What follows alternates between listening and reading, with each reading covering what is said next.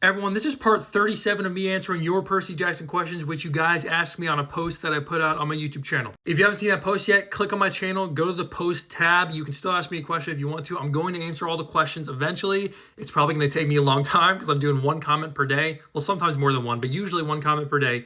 We'll see how long it takes. But it is my sole mission in life to answer every single one of these questions. So with all that being said, let's get on to today's comment because we actually have a lot of questions to answer today in one comment. Well, actually, so this person says, take your pick. My questions are, I'm not going to take my pick though. I think I got to answer all of these. I have a duty to you guys to answer every single question. So the first question is, which is your favorite sailing ship? Okay, I'm glad you clarified that. Everybody, it's got to be the Argo 2. Like, it's a flying ship, but also it can be on the water. So I would define that as a sailing ship. The Argo 2 is awesome.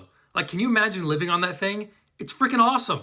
It's decked out with tons of magical gear. Everybody gets their own cabin. Like, it's so great. All right, question number 2. Are you on Team Kronos or Percy? Everybody, Percy, obviously.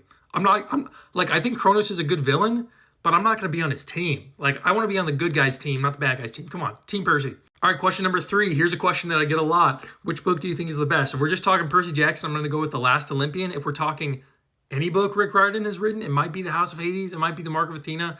Those 3 are usually the top for me because those 3 are just the best. Oh, and also a book that usually gets overlooked is The Serpent's Shadow. That book is so good. It's the last book in the Kane Chronicles trilogy, if you didn't know. All right, number 4, which book do you think is the worst? If I had been asked this question in like the first half of 2023, I would have said The Hammer of Thor, which is a Magnus Chase book.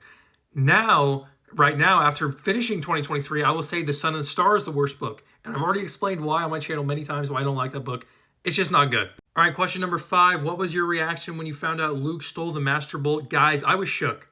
I don't know if I remember my first time reading The Lightning Thief, but I feel like I remember my emotions when I saw this scene and it's in the last chapter of the book, I think, right?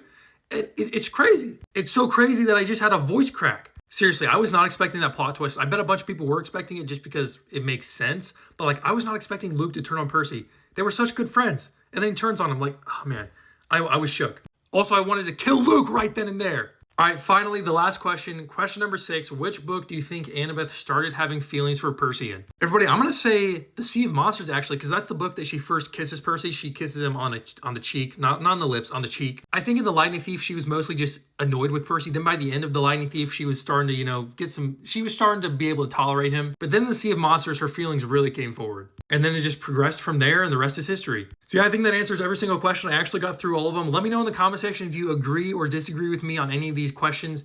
And of course, I'll see you tomorrow for part 38 of answering your Percy Jackson questions.